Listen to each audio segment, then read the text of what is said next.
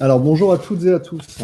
Je suis très heureux de vous accueillir ce matin pour un sujet autour des soft skills dans un monde digitalisé. La question c'est pourquoi les soft skills sont-ils importants dans un monde digitalisé?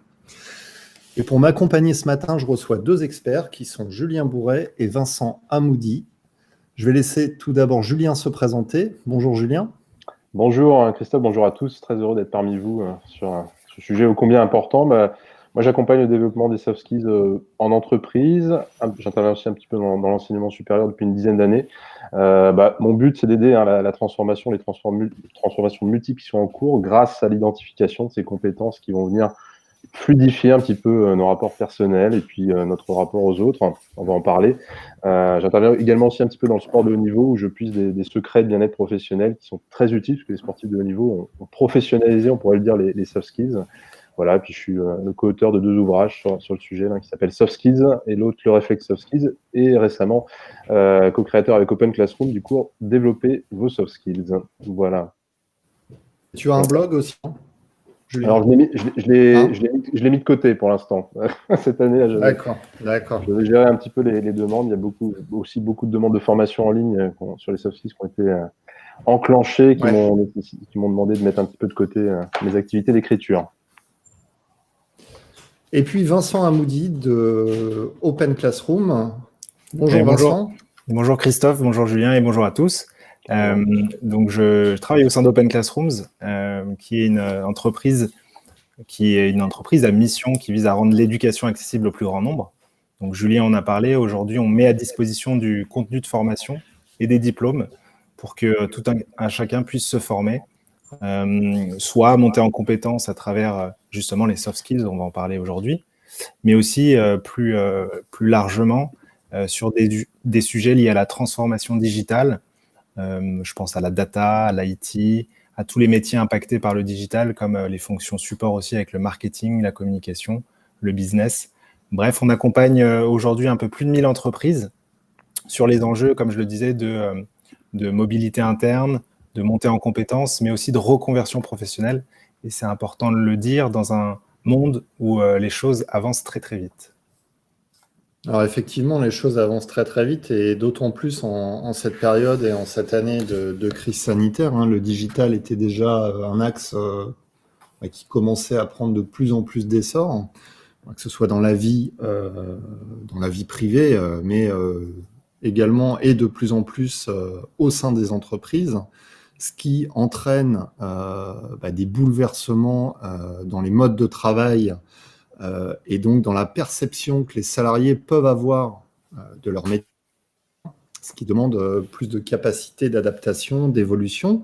Et c'est là où on trouve toute cette pertinence concernant les soft skills et leur utilité.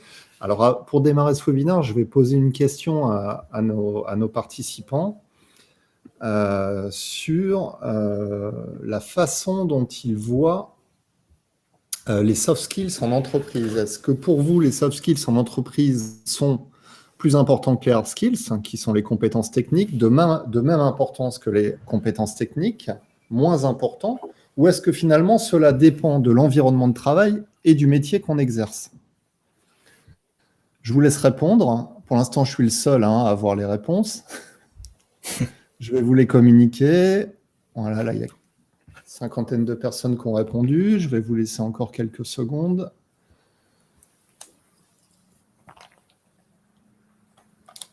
C'est assez partagé, les résultats.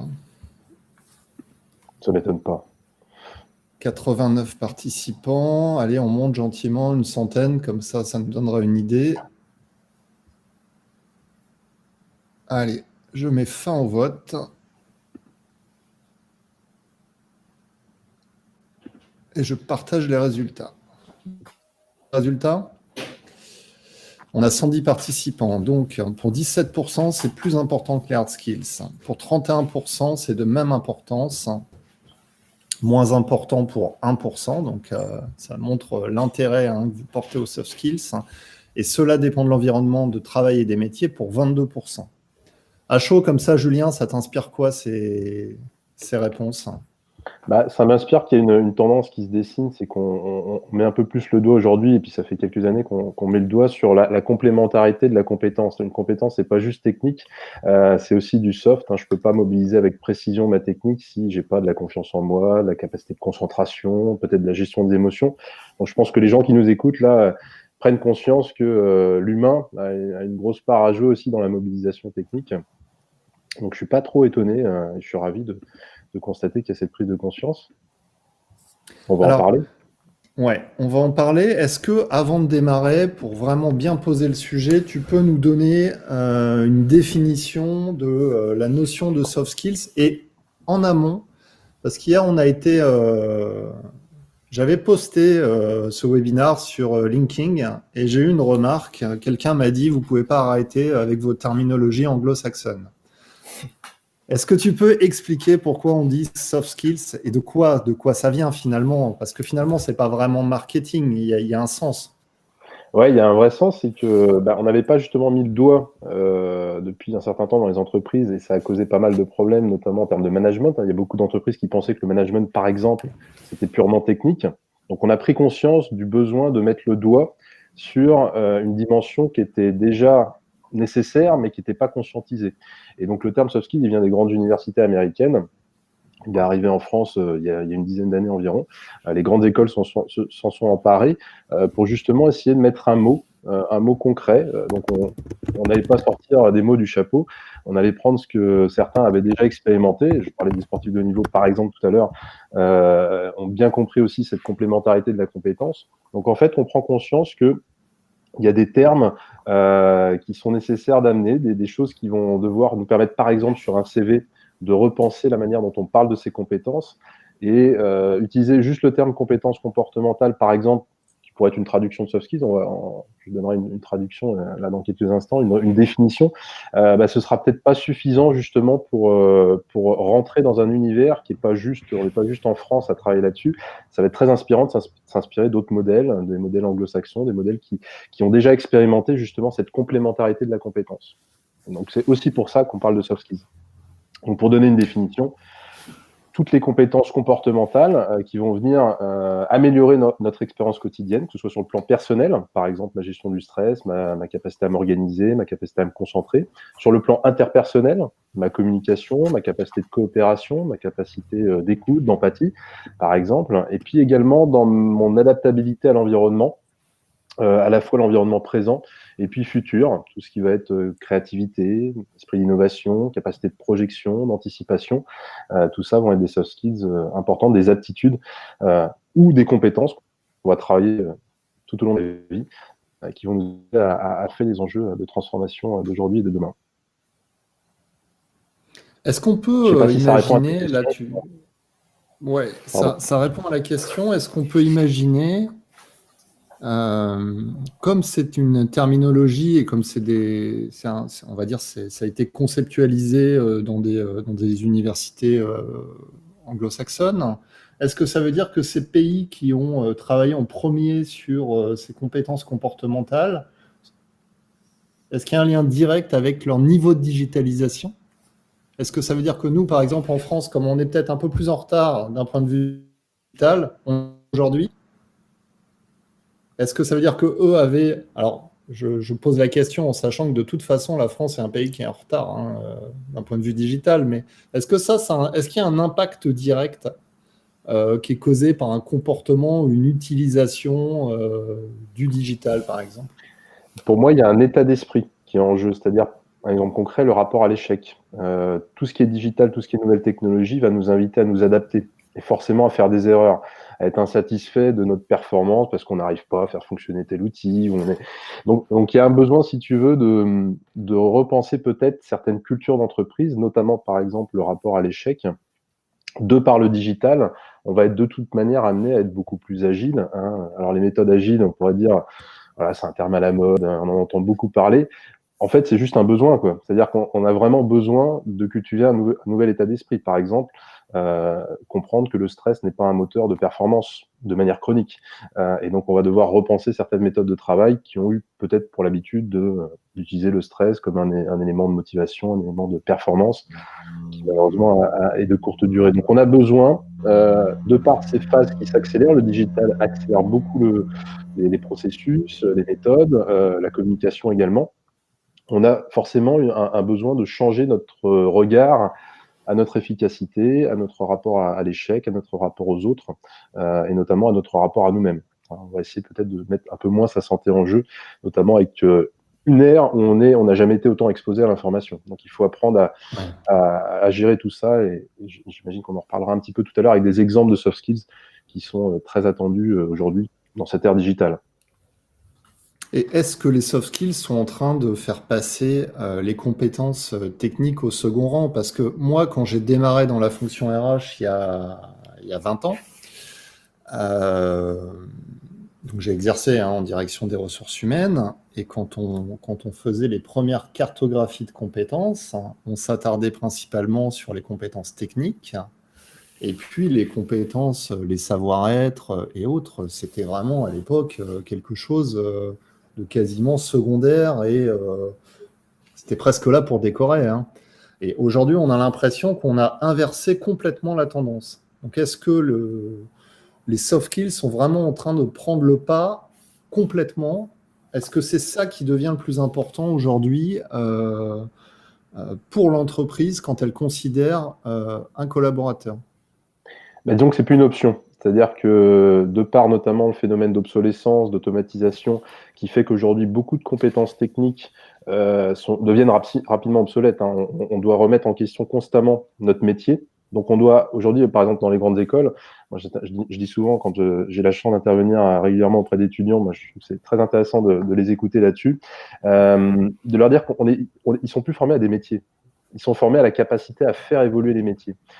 Et pour faire évoluer les métiers, pour être capable de surfer justement sur cette phase de transformation, on a véritablement besoin de se mettre à jour en termes de compétences. Si demain, mes compétences techniques, celles que je mettais sur un CV, sont plus valables ou, entre guillemets, ont plus la même force et la même valeur qu'hier et qu'avant-hier, il faut que j'ai un capital compétences à côté qui me permet justement d'être acteur du changement, de ne pas le subir, voire même de le créer, et de créer, par exemple, mon métier. Pour créer mon métier, je vais forcément avoir besoin de soft skills. J'imagine que Vincent a aussi peut-être un point de vue là-dessus. Oui, alors je serais plus mitigé, moi qui vois aussi beaucoup et qui rencontre beaucoup de recruteurs. J'ai un élément de comparaison que sont les offres d'emploi. Et si on regarde les offres d'emploi, il y a, comme tu le disais Christophe, il y a quelques années, il y a peut-être 10-15 ans, et si on regarde les offres d'emploi aujourd'hui, c'est vrai qu'il y a une inversion dans la part laissée aux soft skills versus les hard skills, où on se rend compte que les soft skills ont grignoté un gros pourcentage des missions et du savoir-être qui est présenté, de l'offre qui est présentée aux candidats. Et donc peut-être qu'il y a, notamment, on travaille avec chez Open Classrooms des grandes ESN, la volonté d'avoir un candidat qui, certes, maîtrise les hard skills demandés, mais aussi va être dans une posture en entretien, en capacité de démontrer des soft skills qui soient intéressants et exploitables pour son évolution future. Donc je rejoins complètement Julien. Il y a Vincent qui nous demande s'il existe des formations pour développer les soft skills et s'il peut avoir un exemple. Alors, on va lui dire tout de suite oui, bien évidemment, il y a des formations. Vincent, tu peux nous donner un exemple de formation? Oui, alors, petit point important, c'est qu'on a créé la catégorie soft skills sur le site d'Open Classrooms cette année, liée en fait à la demande, je dirais un peu massive, à la fois des recruteurs, mais aussi des candidats et des apprenants sur la plateforme. Donc on l'a catégorisé. Alors des exemples de cours qu'on peut avoir, on a un premier cours qui est le cours finalement le plus accessible chez Open Classrooms, c'est apprendre à apprendre.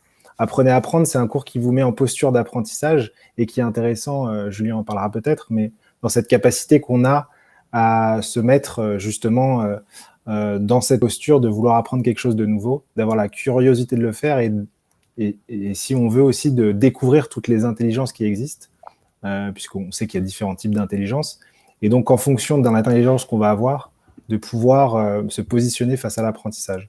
Ça, c'est un cours qui est très intéressant. Ensuite, on a des grands classiques comme la prise de parole en public, le fait de résoudre... Apprendre à gérer son temps. apprendre à gérer son temps exactement. J'y pense parce que j'ai invité un de mes collaborateurs à suivre ce cours. C'est pour ça que ça me revient.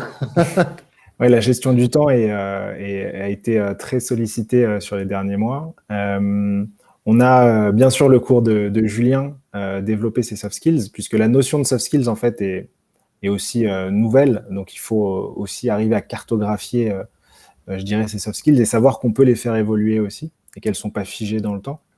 Et puis je prendrai un dernier qui est un peu le mot de l'année 2020, c'est développer sa résilience liée à la gestion du stress. Julien en parlait. Ça, c'est un cours qui est aussi rattaché aux soft skills. Le petit dernier, peut-être développer son sens critique, qui est intéressant aussi. Encore une fois, face à une information, essayer de la capter, de prendre le recul nécessaire pour vérifier ses sources, l'analyser, et puis derrière se positionner et prendre une décision. Le fait de prendre une décision aussi, c'est une soft skills en soi. Voilà un état des lieux très large finalement de ce qui est proposé sur la plateforme, mais aussi pour d'autres organismes de formation, j'imagine. Ouais, alors du coup, Vincent, tu peux peut-être nous faire un petit retour sur l'année 2020 et la question que j'ai envie de te poser, c'est est-ce que vous avez constaté chez Open Classroom une augmentation des demandes concernant ce type de formation? Oui, tout à fait. Ouais. Donc l'année 2020, elle a été particulière pour tout le monde, je dirais. Et donc, il faut savoir déjà qu'Open Classrooms est finalement une plateforme de formation complètement digitalisée. Donc, tout se fait en ligne. Et du coup, avec la situation de confinement, on a bien évidemment eu un afflux assez massif de trafic, de nouveaux apprenants sur la plateforme, de l'ordre de 25%, ce qui est énorme pour nous. Donc, on voit que déjà, dans cette situation finalement, encore une fois, de très particulière psychologiquement, des personnes ont recherché dans la formation finalement des réponses, enfin des réponses aux questions qu'elles se posaient. Et ça, c'est intéressant de le constater. Comme tu le disais, il y a aussi, nous, un accroissement qui est là de l'ordre d'un multiple de 4 face à la consommation qui a été faite des contenus liés aux soft skills. Donc ça, c'est intéressant de le voir aussi. Donc tous les cours que j'ai cités, on a un top 5 des cours qui est assez marquant. Le premier, je l'ai dit, c'est apprendre à apprendre. Le deuxième, c'est la prise de parole en public, encore une fois. Le troisième, c'est améliorer l'impact de ses présentations. Donc on voit qu'avec la situation de télétravail aussi, le fait d'avoir à présenter des choses via un écran interposé n'était pas forcément quelque chose d'inné, on va dire, et donc il a fallu aussi, pour certains, se former. Résoudre les conflits aussi, avec toujours cette capacité de devoir manager à distance. Et puis le dernier qui était le cours de Julien sur le développement des soft skills, justement. Moi, il y a une corrélation, on le voit sur notre trafic, entre les deux confinements aussi, ça c'est important, puisqu'on a eu, vous l'imaginez, un pic entre mars et mai, puis une redescente pour enfin connaître un nouveau pic avec le deuxième confinement. Et cette corrélation, elle est finalement liée plus spécifiquement aussi, et l'accroissement, encore une fois, a été beaucoup plus marqué sur la thématique soft skills.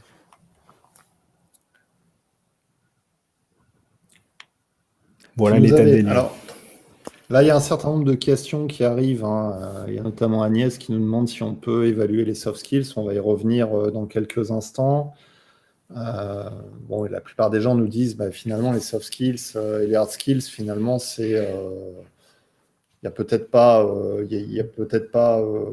l'un qui prend le pas sur l'autre. Peut-être que c'est une question d'ajustement. Il y avait une question qui demandait si finalement il fallait maintenant intégrer à la description des métiers, en plus des hard skills, des soft skills.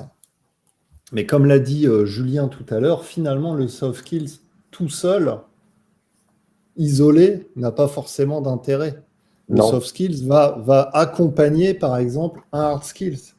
Et de la même manière, le hard skill, excuse-moi de te couper, hein, va permettre de mettre en entraînement ces soft skills. C'est grâce, par exemple, à la technique que je vais pouvoir vérifier si je suis confiant, si je suis à l'aise, si je sais communiquer, si je sais coopérer. Donc les deux sont vraiment intimement complémentaires. Il ne faut pas les séparer. Enfin, moi je recommande, c'est mon point de vue, de ne pas les séparer, mais vraiment d'en faire une même grappe. C'est toi qui me disais qu'effectivement, un recruteur qui va détecter un candidat et qui va le trouver très à l'aise lors du recrutement, donc avec une bonne gestion du stress, ça ne veut pas dire pour autant que dans son métier futur, il aura la même gestion du stress. C'est aussi une question de situation et de contexte de travail. Donc, les soft skills, en fait, ne sont pas... c'est pas parce que tu résistes bien au stress à un moment donné que tu vas être résistant tout le temps au stress. Ils sont pas applicables à toute situation. Et pour autant,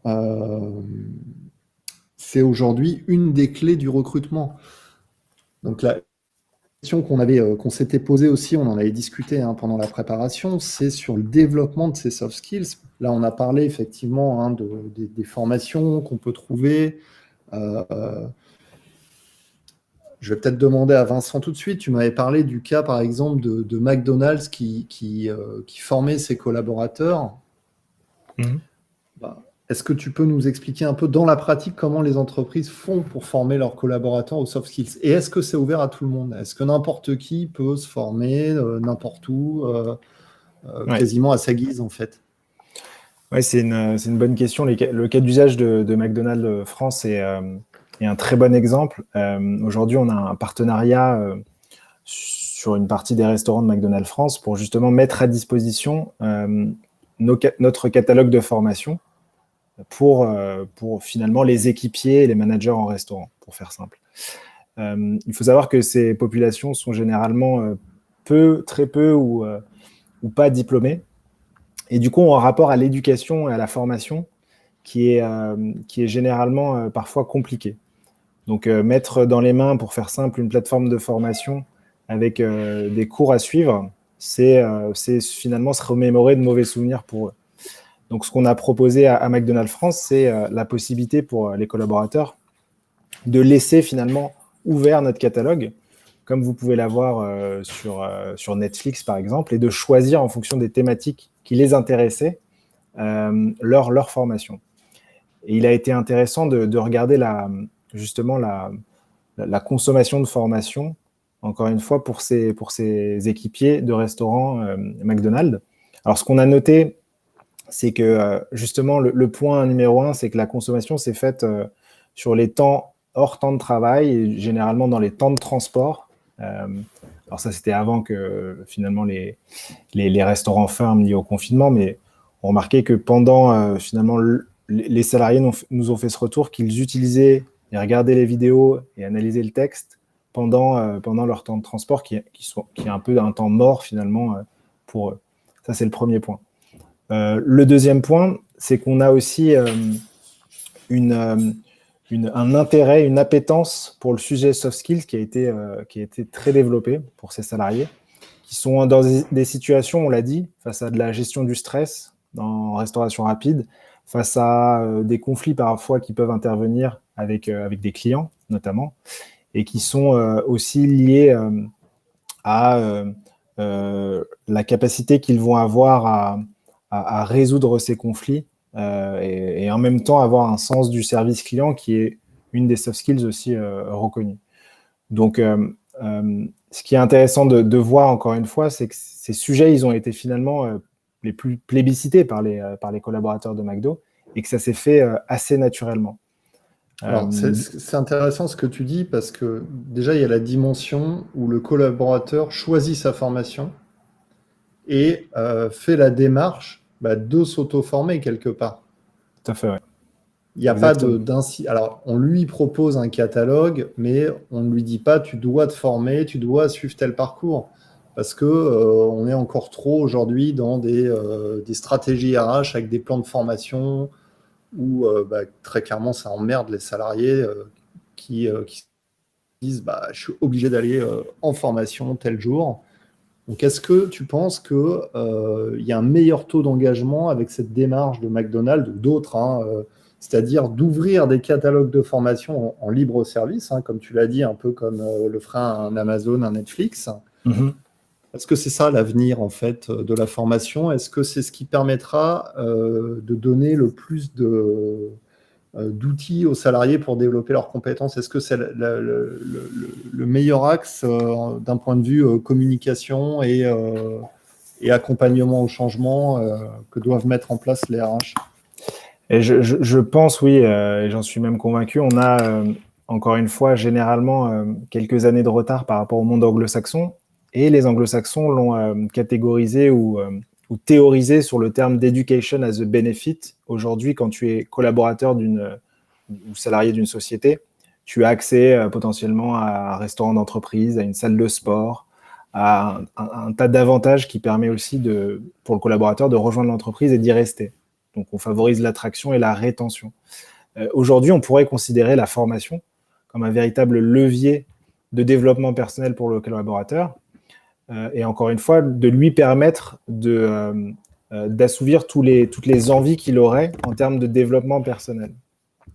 Et du coup, ce concept assez nouveau a été mis en place, notamment par la grande chaîne de distribution Walmart aux États-Unis, qui, comme tu l'as précisé, ouvre son catalogue et le rajoute d'ailleurs dans ses offres d'emploi, à savoir, vous aurez accès à de la formation continue tout au long de votre carrière pour évoluer au sein de Walmart ou d'ailleurs ailleurs. Hein. On favorise les collaborateurs à grandir dans l'entreprise ou à l'extérieur de l'entreprise.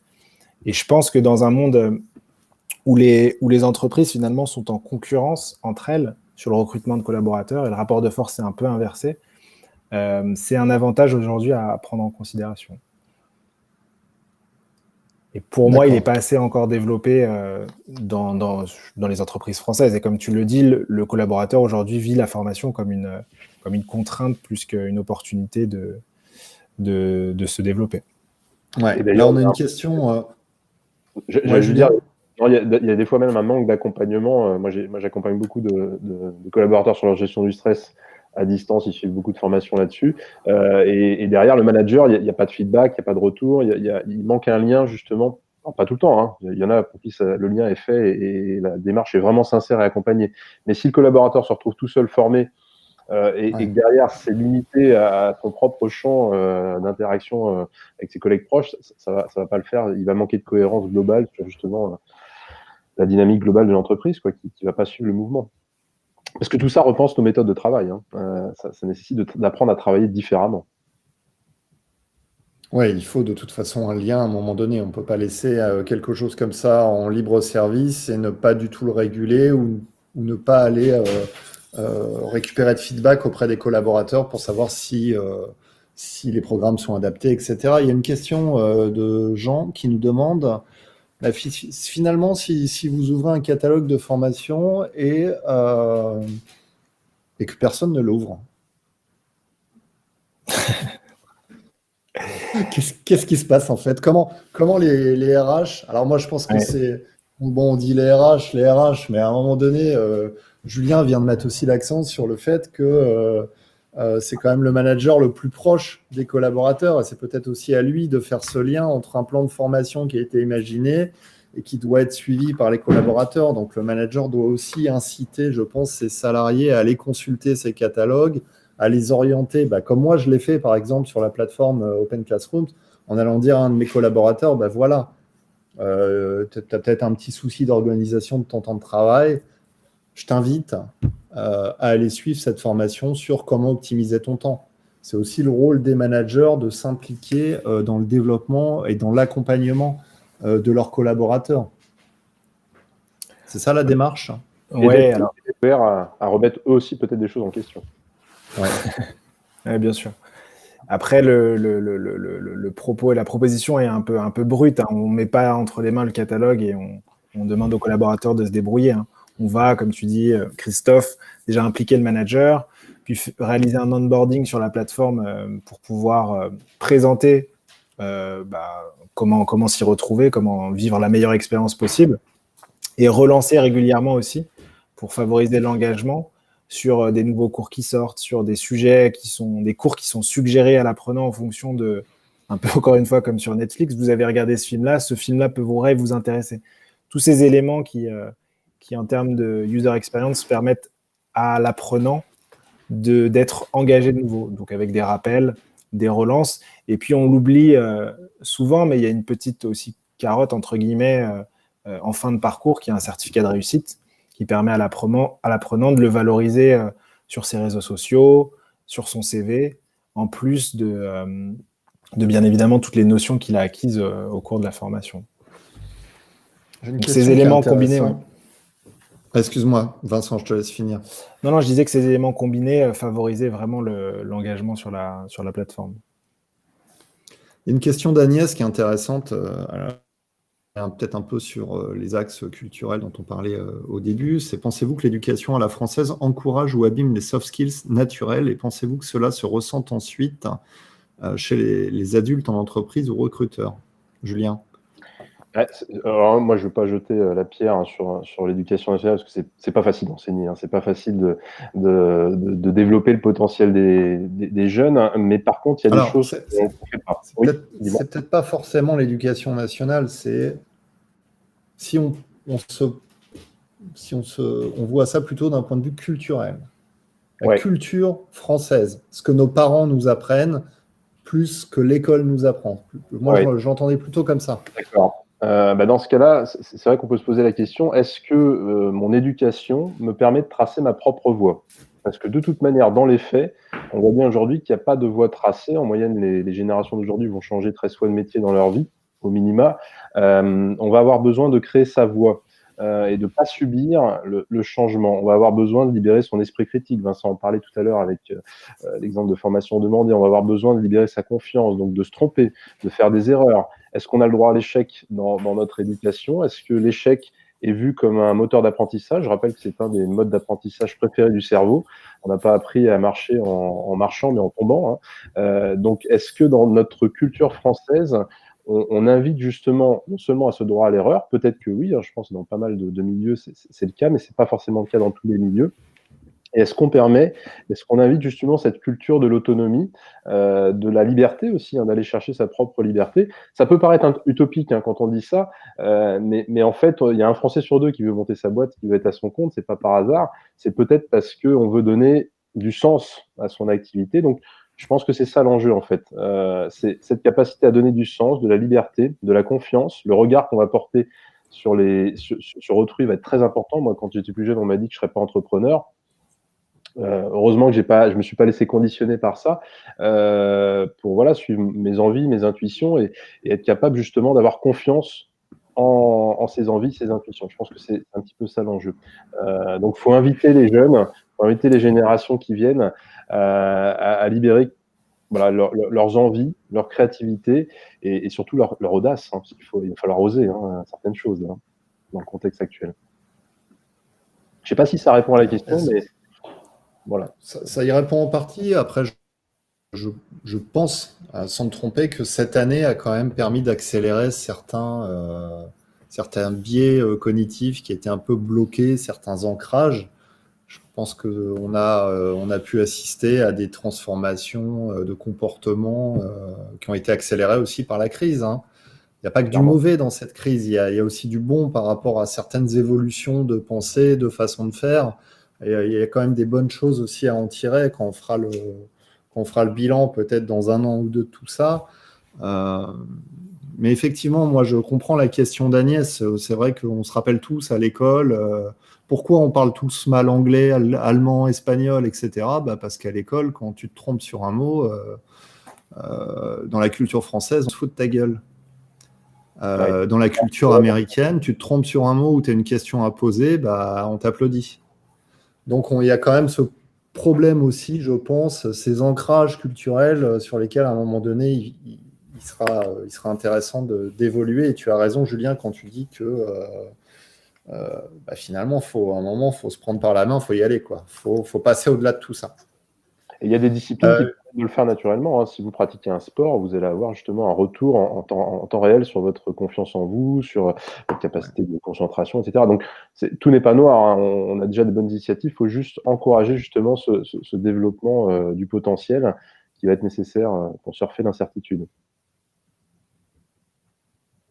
Alors, pour revenir au sujet des soft skills et du digital, est-ce qu'il y a des soft skills qui sont indispensables dans un monde digital? Moi, j'aime bien dire qu'elles sont toutes indispensables parce qu'elles visent la singularité de chacun. Mais pour jouer le jeu et pour répondre à ta question, effectivement, il y a des Ouais. tendances qui ressortent. Vincent en a parlé un petit peu tout à l'heure. Notamment, déjà, la notion de gestion des émotions, du stress. Hein. Dès qu'on va sortir de notre zone de confort, le digital peut nous sortir à tout instant de notre zone de confort. On va avoir besoin de gérer justement ce que génère cet inconfort. Donc, du stress, de l'anxiété, de la peur, peut-être, un manque de confiance. Donc ça va être important. La gestion du temps également, Vincent en a parlé aussi. Je confirme totalement, enfin, j'adhère pleinement à cette nécessité de savoir, d'apprendre à regérer son temps, puisque qui dit outils digitaux dit nouvelle manière d'être sollicité. On va perdre en moyenne 1 minute à chaque fois qu'on est sollicité, par exemple, par une notification pour se replonger dans la tâche en cours. Donc, si j'ai ma boîte mail ouverte toute la journée, par exemple, je reçois 60 mails dans la journée, je vais perdre en moyenne 1 heure juste pour me reconcentrer. Par contre, je pourrais changer ma façon de consulter ma boîte mail. Je pourrais la consulter dans des temps voulus, choisis, ce qui m'empêchera pas de la consulter moins, mais qui va me faire gagner un temps fou en termes notamment de concentration et d'efficacité. Et le digital invite beaucoup au multitâche. Donc, on n'est pas multitâche, faut le savoir. Hein. Si vous ne le saviez pas, je vous le dis, le cerveau est séquentiel. Il a besoin de faire les choses une par une. Et du coup, ça va être important d'apprendre à se réapproprier justement son temps par rapport à ça. Notion de confiance, bien évidemment, entre manager et manager. Hein, quand on va travailler à distance, on va être amené à faire confiance à son collaborateur. Et puis, le collaborateur va être aussi amené à avoir confiance en son manager et puis avoir confiance en lui aussi, peut-être pour oser des choses. On pourrait parler également de tout ce qui va être collaboration, communication avec les outils digitaux. Hein. J'entends des fois des entreprises qui ont plusieurs messageries instantanées, Skype, Slack, etc., qui essayent de servir la même valeur ajoutée. Donc c'est dommage parce que du coup, il y a une déperdition d'énergie et puis il y a une confusion dans les canaux de communication qui vont servir telle ou telle valeur ajoutée pour l'équipe. Donc se mettre d'accord sur les outils, bien coopérer, bien communiquer, ou en tout cas mettre un cadre de communication. Et un cadre également qui va rejoindre la gestion du temps, notamment par exemple dans la gestion de ces temps de disponibilité et d'indisponibilité. Croire que le cerveau est disponible tout le temps est une illusion. Hein. On ne peut pas être disponible tout le temps en permanence, à la moindre sollicitation. On a vraiment besoin de pause et de temps pour soi, et ça va rejoindre également le bien-être professionnel. Je dis pas ça pour être encore une fois dans le monde des bisounours, hein, mais parce qu'on est un des premiers pays consommateurs d'anxiolytiques au monde. On est très stressé, il y a 3 millions de personnes qui sont au bord du burn-out. Donc c'est pas par hasard, hein, c'est parce que on a un enjeu de réapprendre à satisfaire les besoins physiologiques du cerveau, notamment de prendre des pauses régulières, de se recharger, de se recentrer, et puis d'échanger aussi, de libérer la parole. Donc communiquer également sur des sujets peut-être un peu plus soft, justement. Hein, pourquoi pas mettre en place des ateliers soft skills régulièrement dans les organisations, entre managers, collaborateurs, justement aussi pour libérer la confiance et l'intelligence collective, par exemple. Et la parole. Et la parole. Il y en a d'autres qu'on pourrait lister, notamment sur la plateforme Open Classroom. Il y a un super cours sur la résolution de problèmes, bien évidemment, digital, vous amener à faire face à des problèmes inédits. Et d'ailleurs, savoir prendre des pauses va être nécessaire pour résoudre des problèmes. Les plus grands scientifiques le disent. Et ils ont fait leurs plus grandes découvertes dans des moments de pause. Donc, il faut aussi s'intéresser à ces sujets un petit peu inédits. Je suis confronté à des problèmes que je n'ai pas l'habitude de vivre. Donc, il faut que j'apprenne à les gérer, peut-être même à les questionner avec d'autres personnes. Donc, aussi l'ouverture sur d'autres points de vue qui sont différents du mien va être nécessaire pour reprendre les travaux notamment d'Olivier Sibony. Tu parlais des biais cognitifs tout à l'heure. Olivier Sibony explique très bien, un spécialiste français et mondial d'ailleurs sur la prise de décision, explique qu'une bonne décision, c'est surtout un système de décision. C'est une décision qui a été concertée, qui n'a pas juste été prise avec notre intuition et notre propre analyse. Ça peut marcher, bien sûr, mais ce sera d'autant plus puissant. On va éviter les biais cognitifs, par exemple, en se mettant d'accord à plusieurs et en verrouillant en quelque sorte la décision. Elle est rationnelle et en même temps, elle suit nos intuitions, elle suit nos ambitions collectives. Et les soft skills sont la base, selon toi, de l'intelligence collective en entreprise? Je pense que ça favorise énormément. Parce que quand tu laisses la confiance, on a observé par exemple, quand on faisait confiance à un collaborateur, il était beaucoup plus créatif. Dire à quelqu'un qu'on lui fait confiance, c'est énorme. énorme parce que ça lui ouvre un terrain d'exploration de lui-même qu'il a peut-être jamais testé, qu'il a jamais expérimenté. Donc je pense que c'est intéressant de se dire que l'intelligence collective, elle peut pas se faire s'il n'y a pas cette ouverture justement sur le capital humain. Il y a beaucoup de gens à qui on a dit que c'était pas des créatifs. Ils l'ont accepté, ils l'ont même peut-être imprimé dans leur conditionnement mental. Il n'y a aucune raison qu'ils le soient demain s'ils le pensent et si c'est une croyance pour eux. Mais si on dit à quelqu'un, vas-y, propose tes idées, libère tes idées. Tiens, cette idée, elle me fait penser à telle idée, qui me fait penser à telle idée. Là, on va pouvoir générer une intelligence collective et ça peut être très, très puissant. Mais il faut laisser à chacun, comme tu le dis, la parole, peut-être, de le faire. Et peut-être plus d'autonomie. Ouais. Alors, une question qui revient souvent, qu'on a eue par les participants la plus en amont, qu'on n'a pas encore traité, mais finalement, les soft skills. Alors déjà, est-ce qu'on a tous des soft skills innés? Est-ce que tous les soft skills sont accessibles à n'importe quel individu? C'est-à-dire, quelqu'un d'hyper stressé va-t-il un jour réussir à gérer son stress, ou est-ce que pour certaines personnes, ça ne sera jamais possible? Est-ce qu'on est tous égaux et tous en capacité de les développer, ces soft skills? Je rebondis sur ce que tu viens de dire. Moi, je suis un ancien champion du stress. Quand j'étais plus jeune, je créais du stress pour n'importe quoi. Aujourd'hui, j'enseigne la gestion du stress. Je fais de la préparation mentale auprès de sportifs de haut niveau. Donc, c'est pas pour me lancer des fleurs que je dis ça, mais c'est pour dire qu'on a longtemps pensé, effectivement, Vincent en parlait aussi tout à l'heure, on arrivait au monde avec des cartes en main et qu'on les gardait toute notre vie. On sait aujourd'hui, à l'ère des neurosciences, que le cerveau, il est capable de plasticité neuronale, il peut se modifier, il peut entraîner des aptitudes, à condition, bien sûr, de le vouloir. Et puis de se donner les moyens de le faire. Donc, par exemple, la créativité, ça va passer par la compréhension des processus de créativité, peut-être la nécessité de prendre de la hauteur, de changer un petit peu ses habitudes de travail. La gestion du stress, ça va nécessiter de prendre du temps pour soi, d'instaurer des pratiques qui vont nous mettre en stress, peut-être même. On dit que la meilleure opportunité. Oui, vas-y, dis-moi. Excuse-moi, Julien, je te coupe, mais souvent, tu as parlé de créativité, et on va souvent entendre des gens dire moi, de toute façon, je ne suis pas créatif. Donc, ça veut dire que même eux, même les gens qui ne se pensent, alors des fois, ils se pensent parce qu'on les a, comme tu dis, catalogués dans cette case. C'est-à-dire que même ces personnes-là sont en capacité et pourraient devenir des créatifs. Oui. Et pour te répondre, je prends un autre exemple. En fait, on a tous été créatifs à un moment de notre vie sans s'en rendre compte. Je prends l'exemple de la confiance. J'écoute beaucoup de gens, notamment des jeunes, des étudiants, qui disent « moi, j'ai pas confiance en moi ». Et c'est vrai qu'en l'état, à l'instant T, ils n'ont pas confiance à prendre la parole devant 20 personnes. Mais ils ont fait preuve de confiance en eux. Je parlais de l'exemple d'apprendre à marcher. C'est une forme d'apprentissage de la confiance. On a été téméraire et on a été tenace plus de 2000 fois pour apprendre à marcher, 2000 chutes en moyenne pour apprendre à marcher. Donc, ce qui prouve bien qu'on a ça en nous. On a ce potentiel d'adaptabilité, de créativité, de plasticité. Il faut juste se donner l'occasion de le réveiller. Par exemple, pour être très concret, dans des techniques de développement de soft skills, notamment sur le cours Open Classroom, on parle de visualisation.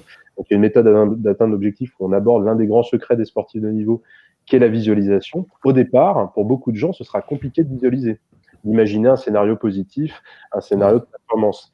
Mais s'il se rappelle qu'en fait, la visualisation, il l'utilise déjà pour créer du stress, par exemple, c'est comme ça qu'on crée du stress beaucoup, on visualise des scénarios catastrophes, on s'en rend pas compte, c'est inconscient, on va conscientiser la compétence et on va être capable de la travailler, de l'appliquer.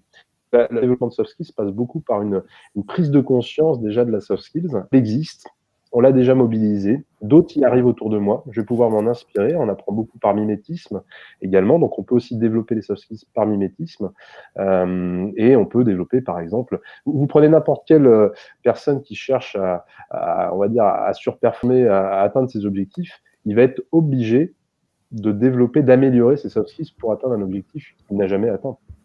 Et c'est ce qu'on voit. Et on parlait d'échecs tout à l'heure, on voit ceux qui réussissent le mieux dans les startups, c'est souvent ceux qui ont pu s'échouer, qui ont pu s'itérer, qui ont pu c'est le cas de Thomas Edison, par exemple, qui, avant d'inventer l'ampoule, il a fait beaucoup de tentatives.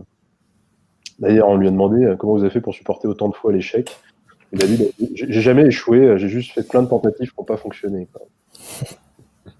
Tu as cité tout à l'heure un expert français, est-ce que tu peux redonner son nom? Oui, Olivier Sioni. Je vais vous mettre une référence de son ouvrage. Il a écrit un livre qui s'appelle Vous allez commettre une terrible erreur, qui est un livre que je vous recommande, qui parle justement de la prise de décision. Je vais vous retrouver la référence, je vais vous mettre ça dans le chat.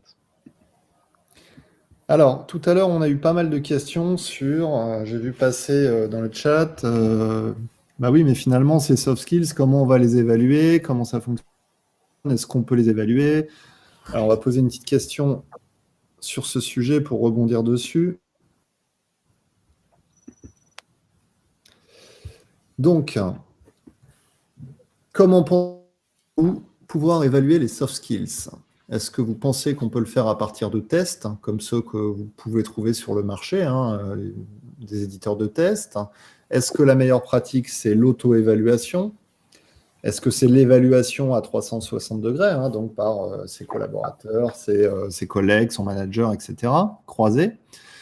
Ou est-ce que ça doit être fait lors d'entretiens d'évaluation classiques avec le manager, je vais y arriver ce matin, avec le manager ou les RH? Moi, la question on pose souvent cette question, et je pense que Vincent aura aussi un point de vue intéressant là-dessus, mais à la question comment évaluer les soft skills, j'aime bien quand même rappeler un truc. Pourquoi évaluer les soft skills?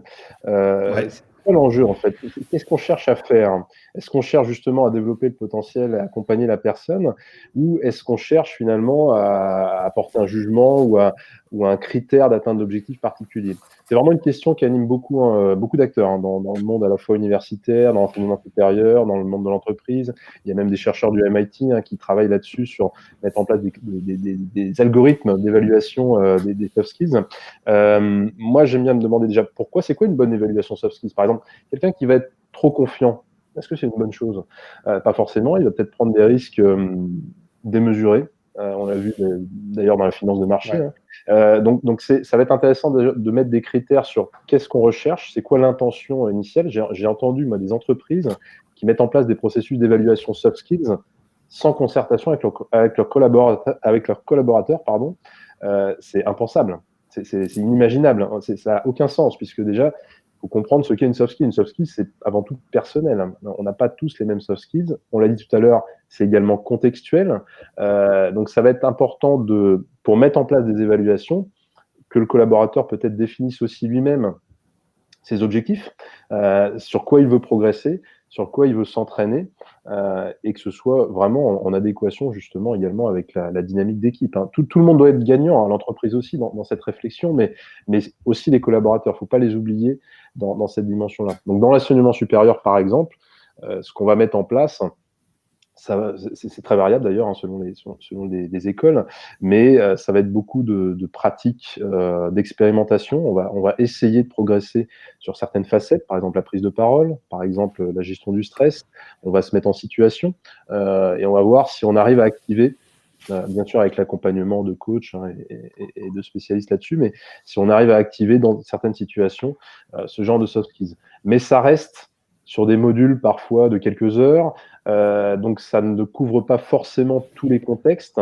Et d'ailleurs, c'est pas un hasard qu'on dit que dans le recrutement, on identifie quelques soft skills un peu clés qu'on arrive à sentir, à palper en entretien d'embauche. On parle des 4 C, communication, créativité, coopération, esprit critique. Mais ça va pas être si simple que ça d'en identifier beaucoup d'autres, parce que dans le contexte de l'entretien, la meilleure façon, je dirais, de voir si la personne possède des soft skills, c'est est-ce qu'elle incarne ça, quoi? Est-ce que ça se ressent? Est-ce que, en lui posant par exemple quelques questions, elle est très à l'aise là-dessus, mais ce ne sera pas suffisant. Donc, c'est une première réponse un petit peu qui n'avance pas forcément le sujet, mais qui nécessite de prendre le sujet quand même avec beaucoup de pincettes, parce qu'on ne peut pas mettre dans le même panier, si je puis dire, les soft skills et les hard skills. Et d'ailleurs, c'est ce qui fait leur distinction. Une hard skill, une fois que je la possède, a priori, bon, je peux peut-être la perfectionner un petit peu, mais je la possède. Je sais réaliser un tableur Excel avec des macros croisés dynamiques. Je sais le faire. C'est technique, j'ai appris à le faire. Par contre, ma gestion du stress, ma concentration pour faire le tableur Excel, je vais peut-être devoir l'entraîner tout au long de ma vie. Et c'est pas forcément un statut on ou off, je l'ai ou je l'ai pas. Donc l'évaluation, qui dit évaluation, dit aussi critères de positionnement sur un degré attendu. Ou pas. Du coup, c'est là la question. Est-ce qu'on a une attente particulière par rapport à ça? Est-ce que le collaborateur fixe une intention? Je pose la question aux entreprises et je pense que les entreprises doivent se faire accompagner là-dessus. Alors, tu as raison, c'est primordial de se demander déjà pourquoi on va évaluer les soft skills, pourquoi on évalue telle ou telle compétence. Et ça fait partie de la stratégie de l'entreprise.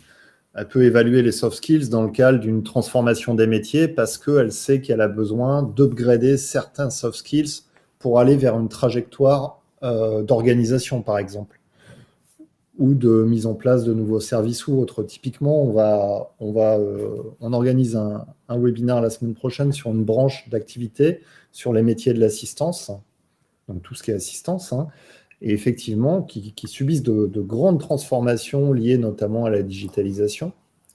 Et donc, il faut accompagner les collaborateurs vers l'apprentissage de nouveaux soft skills, puisque leurs métiers sont très, très fortement impactés et vont évoluer, notamment vers du service, donc des choses qu'ils ne faisaient pas aujourd'hui. Donc là, je pense que dans ce cadre-là, expliquer aux collaborateurs, oui, on évalue vos soft skills, parce qu'effectivement, on a une trajectoire de l'entreprise à 2-3 ans, et on a besoin de vous accompagner, là, il y a un vrai intérêt. Après, je lisais là dans les commentaires, oui, alors quand on fait un recrutement, à quoi ça sert d'analyser? En fait, ça sert s'il y a un intérêt, comme le dit Julien. Si c'est faire une analyse, si c'est vous équiper d'une solution pour dire, bon, c'est bon, j'ai évalué les soft skills, mais qu'il n'y a rien derrière, ça n'a aucun intérêt. Il faut que ça ait un intérêt dans le contexte opérationnel ou dans une stratégie d'entreprise. Alors là, on voit que pour vous, là, comment pensez-vous pouvoir évaluer les soft skills? Pour la plupart d'entre vous, on va dire pour 30%, vous êtes plutôt sur de l'évaluation à 360 degrés. Donc, vous pensez que c'est les gens qui vous entourent qui sont les mieux placés pour évaluer vos soft skills. Et je sais, Julien, que tu n'avais pas cet avis, on en avait discuté, que pour toi, c'était plutôt... Enfin, tu laisses quand même une forte part à l'auto-évaluation. Et pourquoi? Ouais. Alors, l'auto-évaluation, parce que justement, il y a une grande part de subjectivité dans la connaissance des soft skills et dans la jauge de ma soft skills. Je vais être la meilleure personne, a priori, pour jauger si en temps réel, en live, comme je dirais, je suis capable, par exemple, de prendre la parole devant 200 personnes. Il n'y a que moi qui vais pouvoir le savoir précisément. Là où, par contre, je suis assez ouvert, effectivement, sur la notion de coaching à 360, il faut que ce soit en corrélation avec cette auto-évaluation, à mon sens, il faut qu'il y ait les deux. Mais le regard des autres peut être très puissant. Et on fait d'ailleurs beaucoup d'exercices là-dessus en soft skills, où l'autre va me donner une perception parfois intuitive de mes soft skills. Et souvent, ça va apporter des choses intéressantes. Ah bon, tu me vois comme quelqu'un de créatif, d'audacieux, parlons-en, discutons-en. Et là, ça peut être très intéressant. Mais surtout, s'il y a eu en parallèle, à mon sens, un regard propre sur ses propres soft skills et sur ce sur quoi on veut progresser soi-même.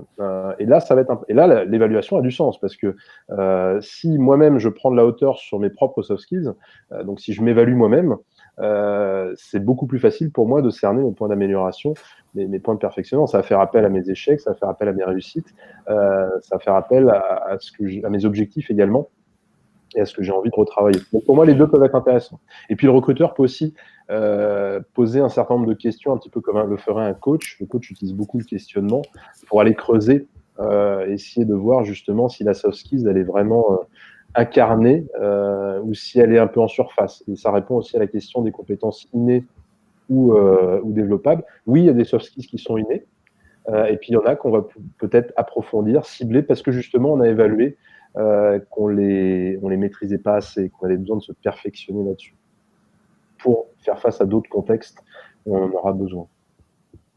C'est mon point de vue, je sais pas si faire là-dessus. Vincent, peut-être aussi.